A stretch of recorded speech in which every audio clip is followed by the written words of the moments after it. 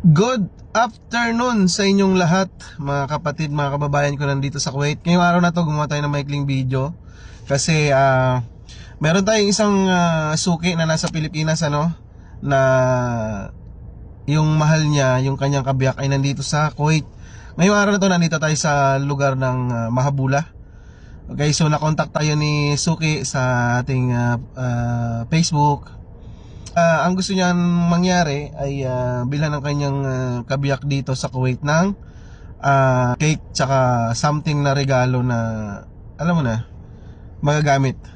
Kung nakabili naman tayo, ang pinabili niya sa akin, nakabili tayo na from ayan, Baking Studio. Kasi sa Baking Studio, tiwala talaga ako sa kanila kasi yung lasa ng cake nila dito talagang masarap. Okay, medyo may kamahalan siya pero worth it naman. Hindi talaga basta-basta yung lasa niya. Tapos ang regalo naman na kasi sabi ni Suki, yung magagamit niya na pang-araw-araw. Okay? Pero since sabi ko ay ngayon kasi malapit ng taglamig, sabi ko baka pwedeng hoodie na lang or jacket. So yun nga, nakabili kami sa dito sa Decathlon. Ayan. Dati siyang 22 KD. Ang laki ng discount.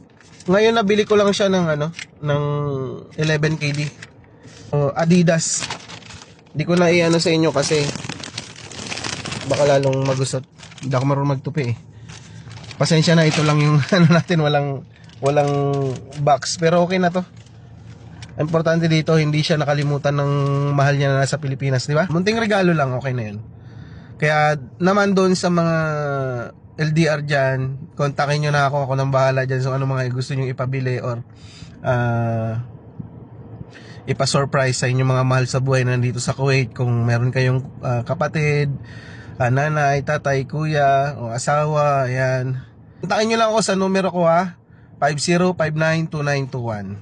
Salamat lalong-lalo na sa mga tumatangkilik sa akin, mga tumatawag sa akin, nagpapadala ng pera, nagpapasabay, GCash, grocery, mga kung ano-ano pa, inyong mga pinapabili. Okay, maraming salamat ulit doon sa suki natin nandiyan sa Pilipinas na nagpadala nito. Maraming salamat ma'am, God bless.